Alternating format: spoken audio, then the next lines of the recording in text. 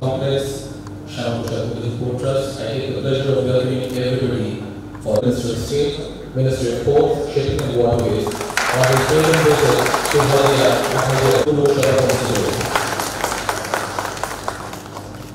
We take great pride in welcoming Srimati Tapushi Mondal, member of West Bengal Legislative Assembly, Indian constituency of Class.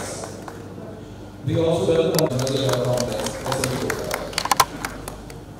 It is also a great pleasure to welcome the august audience comprising of senior officers and colleagues from members of press, representatives of the unions.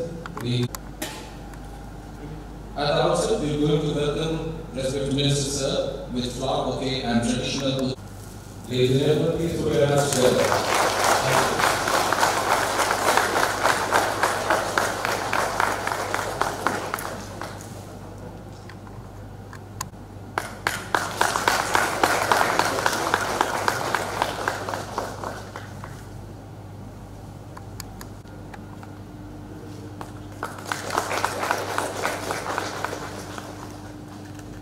It's time that we welcome Srimati Tapushi Mondal, member of West Bengal.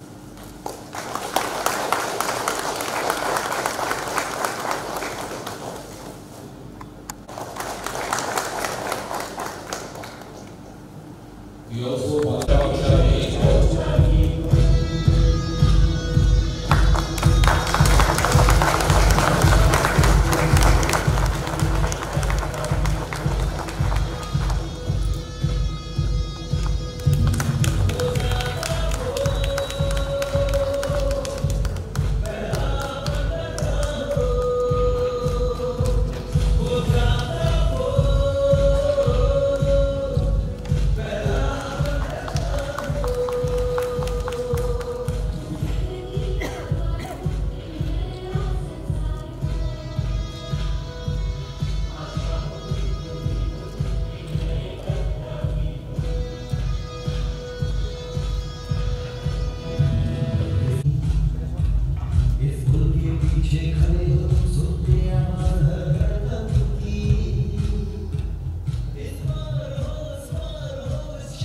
thank you.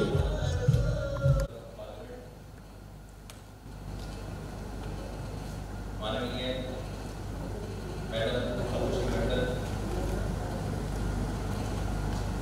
member of Legislative Assembly from Haldia, Shri Mehra, Deputy Chairman, our guest Shri Majumdar ji, our ex-trustee, our officers, staff, members of press and media, ladies and gentlemen, आज हमारे लिए बड़े ही गर्व की बात है कि माननीय मंत्री जी अपना कीमती समय निकालकर आज यहाँ हमारे बीच उपस्थित हुए हैं। मैं आप सबसे अनुरोध करता हूँ एक बार जोरदार तालियों से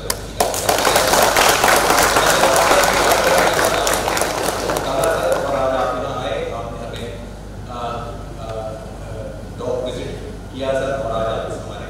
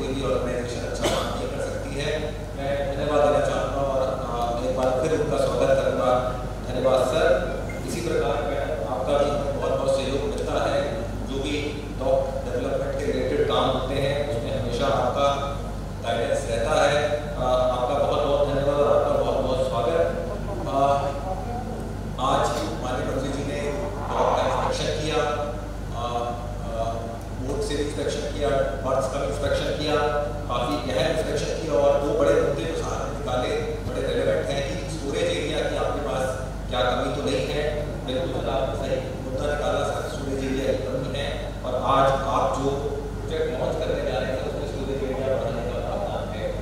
इसी प्रकार सर आपने मैकेनाइजेशन की बात की, तो सर आने वाले समय में हम और मैकेनाइजेशन में जा रहे हैं सर, और मंत्रालय की आपकी गाइडेंस में सर और इस क्षेत्र में भी हम आगे बढ़ेंगे सर। ड्राफ्ट के बारे में सर आपने चर्चा की सर, ड्राफ्ट को लेकर के सर हम सभी लोग हमेशा चिंतित रहते हैं, कार्य करते रहते हैं। PCI से हमारी सर आगे और भी हम इसमें प्रयास करते रहेंगे। आज जो सर ये जो समारोह है सर, इस समारोह में हम लोग जैसा बताया सर कि डॉग एरिया को करके 40,000 स्क्वायर मीटर बढ़ाने का एक प्रोजेक्ट सर आपके प्रथम द्वारा किया जाएगा सर। दूसरी सर एक बड़ी समस्या हमारे यहाँ थी सर, जैसे बरसात जब होती है, 2 दिन पहले बरसात होती है और इस साल बहुत बरसात हुई, वो कारको पूरा सर पानी भर जाता है, कारको खराब हो जाता है, तो यूजर्स की बड़ी हमारे पास दिक्कत आती थी, कि बड़ी मतलब परेशानी होती थी, हम लोग भी कुछ कर नहीं पाते थे। तो हमने सर एक ड्रेनेज का प्रोजेक्ट लिया, हमारी खुद की हमारे जो इंजीनियर्स की और ट्रैफिक की टीम थी, उन्होंने मुझे प्लान बनाया। उस प्लान को सर आज आप शेप देने जा रहे हैं सर, जिससे कि आने वाले समय में ड्रेनेज बेहतर होने से पानी जमा नहीं होगा प्लॉट्स में और कार्गो की बड़ी सुरक्षा होगी सर। इसी प्रकार से सर हमारा एक हॉस्पिटल है यहाँ पे, जो कि हमारे कर्मचारियों को, अधिकारियों को और रिटायर्ड कर्मचारियों की सेवा करता है, उसका भी सर एक उसके अंदर इमरजेंसी वार्ड बनाने का एक और कार्य सर आज आपके कर्मचारियों द्वारा सर उसकी शुरुआत की जाएगी। और जो जिस गेस्ट हाउस में सर जिस खंड में आप बैठे हैं और यहाँ पे ये कार्यक्रम हो रहा है सर, ये बड़ा काफ़ी साल पुराना है, इसको एक रिनोवेशन का भी कार्य सर बढ़ाया गया था और एक छोटा इवेंट इसके साथ किया और बनाने का काम सर आज आपके कर्मचारियों द्वारा होगा सर। मैं एक बार फिर आपको बहुत बहुत आभार व्यक्त करता हूँ कि सर आपने अपना समय निकाला, आपने इतना गहन इंस्पेक्शन किया और आपने हमें सर आगे बढ़ने के लिए सुझाव दिए। मुझे पूरा विश्वास है सर आपकी गाइडेंस में और माननीय MP साहब और MLA मैडम के सहयोग से और हमारे सभी कर्मचारी और साथी इनके सहयोग से सर अगला dog complex Shyama Prasad Mukherjee court आने वाले समय में सर और बेहतर कार्य करेगा और देश की सेवा में निरंतर लगा रहेगा। इसी के बाद साथ सर मैं एक बार आपका मंच पे उपस्थित सभी गणमान्य व्यक्तियों का और सभा में उपस्थित हमारे सभी अधिकारी, कर्मचारी, प्रेस सबका बहुत बहुत स्वागत करता हूँ। धन्यवाद। जय। On to the process of a historic moment where Honorable Minister Sir will be move on to the process of dedication first. The first project that is to be dedicated to the nation between Zero Gate and the turning basin inside the dock. And this is under the collaboration of the Central Government and the project of the next project that is being dedicated to the nation is extension of the eastern side of the dock boundary along with allied infrastructure from the hospital gate to the central workshop at a cost of ₹423 lakhs. An additional 41,000 square meters of cargo handling area will be included inside the dock boundary. Today, on this historic occasion, Minister Sir will be launching the project pertaining to the guest house refurbishment of facilities for the guests of Haldia Dock Complex at Haldia Township. And finally, Minister Sir is launching the project pertaining to construction of the new ICU and emergency unit of the Port Hospital at Haldia at a total cost of 380 lakhs, creation of the new port. Thank you, sir. Now, may I have the honor of requesting respected Minister Sir. Today, in this great occasion, there is present the local Honorable MP, Shri Dibyendu Adhikari. There is present local MLA Taposhi Mondal. There is present the Co-Chairman Vineet Kumar ji, यहाँ पर उपस्थित Shri A.K. अधिकारी, मैं A.K. Mehta और हमारे साथ उपस्थित है जयप्रकाश मजूमदार और साथ ही साथ उपस्थित हैं डॉग के सारे अधिकारी और जितने सारे कर्मचारी पदाधिकारी सबको मेरे तरफ से अभिनंदन।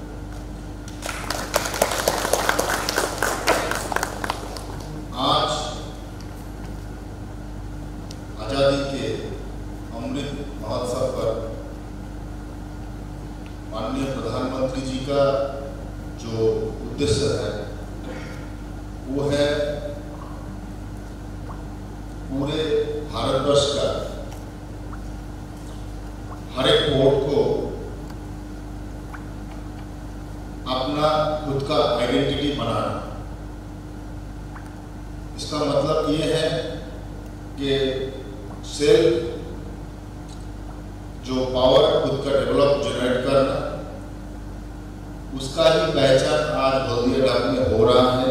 जो 4 प्रोजेक्ट हम लोग आज इनॉग्रेट करेंगे उसके द्वारा हम ये सोच सकते हैं कि आत्मनिर्भर भारत के साथ साथ हर एक पोर्ट को भी आत्मनिर्भर होना है।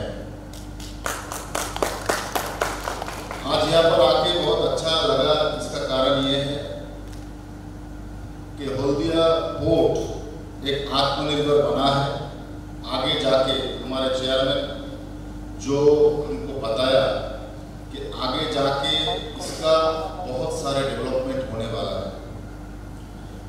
हम लोग देख सकते हैं कि आज़ादी के बाद बहुत दिन बीत गया है, लेकिन भारतवर्ष का ये जो मेरिन सेक्टर है इसको लेके ज़्यादा सोचा नहीं गया था, इसको लेके ज़्यादा समझाया नहीं गया था आदमी के अंदर कि ये एक बहुत बड़ा प्रोजेक्ट है, बहुत बड़ा एक सेक्टर है जिसको भारतवर्ष को डेवलपमेंट करना चाहिए। क्योंकि एशिया के जितने सारे देश हैं, चाइना को छोड़ के इंडिया एक बहुत बड़ा मायने रखता है इस सब्जेक्ट में। अगर इसको 20 साल पहले सोचा जाता, इसके डेवलपमेंट के विषय में अगर सोचा जाता, तो हम आज विश्व में एक बिंदु में आते, जो बिंदु एक मार्गदर्शन करता। मेरा उम्मीद ये है कि माननीय प्रधानमंत्री जी का जो लक्ष्य है, जो विजन है, जो उद्देश्य है, ये अगला 2030 के अंदर हम लोग जाके भारतवर्ष में मेरिन सेक्टर को इतना बड़ा जगह दे सकते हैं, जो जगह विश्व में एक बिंदु में आएगा और वो बिंदु स्टार बनेगा पूरे वर्ल्ड में। हम लोग देखते हैं कि जो लैंडलॉक एरिया है वहाँ के लोगों के अंदर ये मेरिन सब्जेक्ट को लेकर कोई पहचान ही नहीं है, कुछ समझ भी नहीं। हम चाहते हैं मेरिन सब्जेक्ट का एडुकेशन बढ़ाए, क्योंकि चेन्नई में हम जानते हैं कि ये सब्जेक्ट को लेके रिसेंटली हमने जो हमारा इंस्टीट्यूट है उसमें इस पढ़ाई का सब्जेक्ट हम लोग बढ़ा रहे हैं। तो इसमें जो है जो लैंडलॉक एरिया है वहाँ से लोगों के अंदर, वहाँ के लोगों के अंदर इंटरेस्ट बढ़ना है कि मेरिन सब्जेक्ट कोई कठिनाई नहीं है, कोई कष्टदायक चीज़ नहीं है, कुछ मतलब कि ये बहुत ही एक इंटरेस्टिंग सब्जेक्ट है। अगर हम लोग इसको इंटरेस्ट से लें तो इसको हम बढ़ावा दे सकते हैं। तो ये जो है वो इस सब्जेक्ट को अगर हम पढ़ाई में बहुत ज़्यादा हम लोग पढ़ाई में इसको सामने लाए तो हम इस सब्जेक्ट के द्वारा, एजुकेशन के द्वारा इसको बहुत ऊंचाई में ले सकते हैं। माननीय प्रधानमंत्री जी का जो सी ब्लू जो नेशन का जो डेवलपमेंट का सोच है, उसमें बहुत जगह में बहुत तरीके से हम सोच रहे हैं कि बहुत नया पोर्ट बनाए। जैसे कि नया पोर्ट अंडमान में भी बन रहा है, क्योंकि हम जानते हैं एशिया के ज़्यादातर कार्गो, ज़्यादातर वेसल्स वहाँ से आते हैं, फिर आकर श्रीलंका में वहाँ का एक बहुत बड़ा मतलब रेवेन्यू जनरेट होता है। अगर हम अंडमान पोर्ट बना सकते हैं तो वहाँ पर पूरे विश्व का कार्गो, कितने सारे वेसल्स हैं, उसको वहाँ पर स्टे करा के एक बहुत बड़ा रेवेन्यू जनरेट कर सकते हैं। ये बहुत बड़ा जो सोच है, इस सोच को माननीय प्रधानमंत्री जी तक बहुत सारे डेवलपमेंट के बारे में सोचकर इसको अभी तक लाए हैं और 2030 में जाके इसका पूरा विकसित होगा। तो माननीय प्रधानमंत्री जी का ये जो मिशन है, जो विजन है, ये हम लोगों को बताना चाहिए। खास करके पश्चिम बंगाल में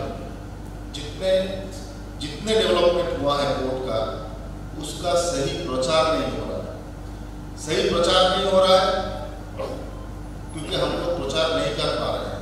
अभी से हम सोचते हैं कि मीडिया के द्वारा विभिन्न माध्यम से हम इसको प्रचार करें, क्योंकि माननीय प्रधानमंत्री जो चाहते हैं, जो लक्ष्य है, उसको आगे जाके और भी विकसित हो सके, पूरा देशवासी जान सके कि माननीय प्रधानमंत्री जी का क्या उद्देश्य है। तो हम सोचते हैं कि ये जो हल्दिया डक और ये जो पोर्ट, इसका और भी विकास होगा आप लोगों के द्वारा, क्योंकि आप लोग ही सबसे बड़ा माध्यम है जिस माध्यम से पोर्ट का डेवलपमेंट कर सकते हैं। सही काम चलेगा और पोर्ट का डेवलपमेंट के साथ साथ देश का विकास हो, ये सोचते हुए मेरा बात आगे ना बढ़ाते हुए यहीं पर मेरा बात विराम देता हूँ। धन्यवाद, नमस्कार। This port to the zenith. Thank you, sir. Ladies and gentlemen, we take this opportunity to hand over small to Minister, sir.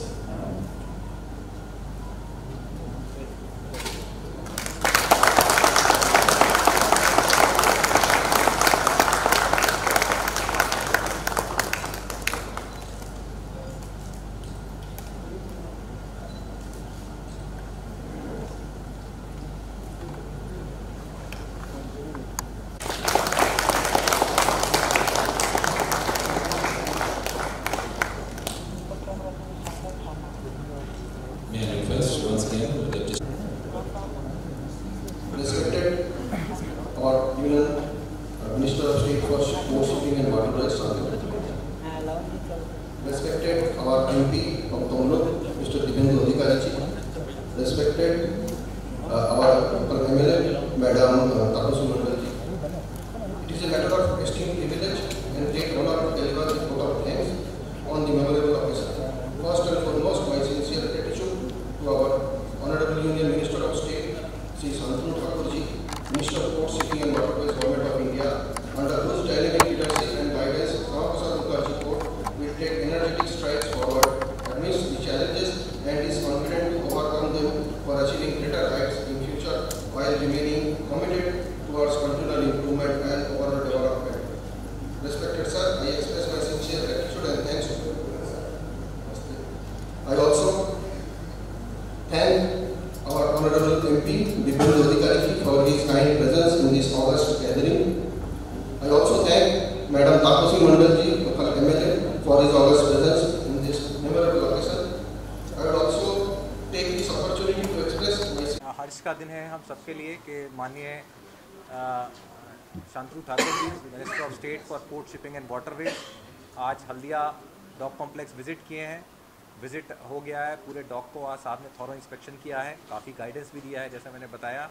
और अभी इसके बाद साहब जो है जवाहर टावर में ऑफिसर्स के साथ मीटिंग लेंगे और पूरा रिव्यू करेंगे प्रोग्रेस का, प्रोजेक्ट्स का, और ये बड़े खुशी की बात है। मैं इस मौके पर साहब को रिक्वेस्ट करूँगा कि सर काइंडली प्रेस को ब्रीफ करें। আজকে হলদিয়া ডকে বিশেষ করে চারটে বিষয়ের উপরে আমরা আজকে ইনোগ্রেশন করতে যাচ্ছি, যেটা হচ্ছে inauguration of the improved storm water disposal facility including widening of the road inside of dock area. এক নম্বর, এটাতে টোটাল ওয়ার্ক কস্টিং করছে 5,74,00,000। দ্বিতীয়টা হচ্ছে formal inclusion of 1,000 square meter of cargo handling area inside the dock. এটার যে খরচ আছে কস্ট হচ্ছে 4,23,00,000। Launching of the upgradation of port guest house Haldia with landscaping, এটার টোটাল কস্ট হচ্ছে 9,18,00,000।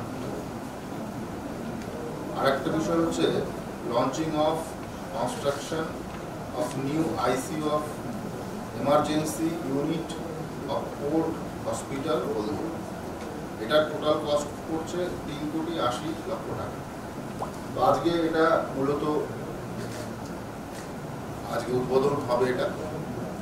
তো হলদিয়া পোর্ট ট্রাস্টের পক্ষ থেকে এটা করা হচ্ছে, তাদের ধন্যবাদ জানাবো যে এই আজাদি কা অমৃত মহোৎসব 75 বছর পূর্তি উপলক্ষে যে মহান চিন্তাভাবনা আমাদের মাননীয় প্রধানমন্ত্রী নরেন্দ্র দামোদর মোদীজি, সেই চিন্তাভাবনায় এভাবে আমরা যদি ডেভেলপমেন্টের হাত বাড়িয়ে দিই, প্রত্যেকটা পোর্টকে আমরা স্বতন্ত্র এবং সক্রিয় করে তুলতে পারি, যেটা কিনা মাননীয় প্রধানমন্ত্রীজির ইচ্ছা, আত্মনির্ভর ভারত।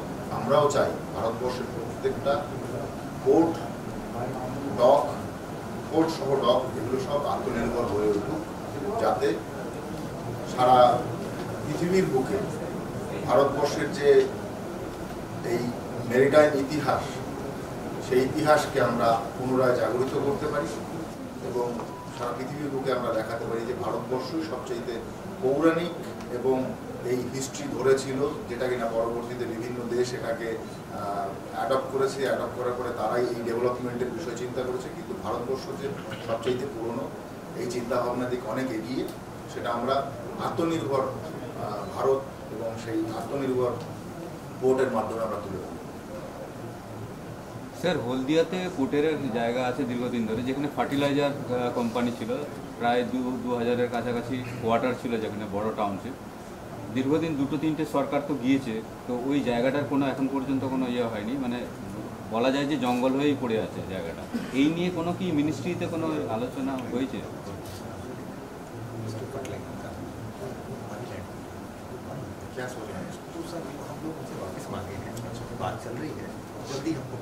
ठीक है, इस विषय में हमारे चेयरमैन जी तो जो बोल रहे हैं, ये विषय को लेके बात चल रही है।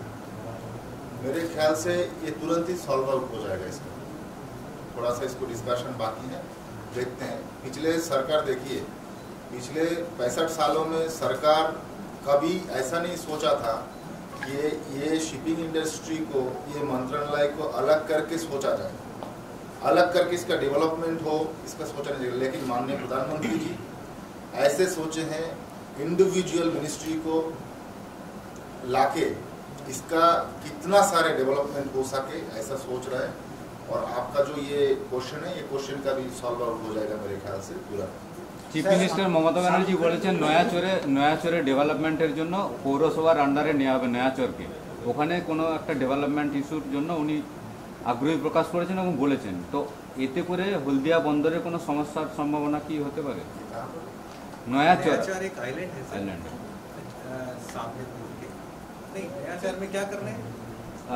चीफ मिनिस्टर बोला उधर है कि फिशिंग हब होगा और जो पौरस इधर जो म्यूनिसिपैलिटी है उसका अंदर में उसका लिया जाएगा, ऐसा चीफ मिनिस्टर ने। ये तो राज्य सरकार का सिद्धांत है, इसको मैं क्या बोल सकता हूं। हमारा कोई नहीं, अच्छी बात है, अच्छी बात है। এখানে আপনাদের হোটেল ড্রেজিং করে এখানে পলি তোলার একটা পরিকল্পনা ছিল, তো সেক্ষেত্রে কি কোনো সমস্যা, জমি পাওয়ার ক্ষেত্রে কি কোনো সমস্যা হচ্ছে? नहीं नहीं नहीं, देखिए ऐसा है कि हम तो अपना ड्रेसिंग करते ही हैं, आज भी करते हैं, और हमारे अपने नॉमिनेटेड पॉइंट्स हैं जहाँ पे हम वो डालते हैं, डीप पॉकेट में डालते हैं। तो वो हम लोग उसको डीप पॉकेट में अभी भी डाल रहे हैं, बाद में भी डालते रहेंगे। एक कई साल पहले एक प्रोजेक्ट चला था कि यहाँ पे एक पिट बनाया जाए और उस पिट का जो सैंड होगा वो ले जाके उसमें डाला जाएगा, नयाचार के उसमें बंड बनाया जाएगा। लेकिन वो पिट वाला जो बाद में हमने IIT से स्टडी कराया, उन्होंने बोला वो उतना अच्छा सोल्यूशन नहीं है, उससे बाद में समस्या आ सकती है, उसको ऑलरेडी हमने ड्रॉप कर दिया। शालूखाली प्रोजेक्ट जल्द ही स्टार्ट हो जाएगा। शालूखाली प्रोजेक्ट का उन्होंने फाइनेंशियल प्लान हमको जमा कर दिया है।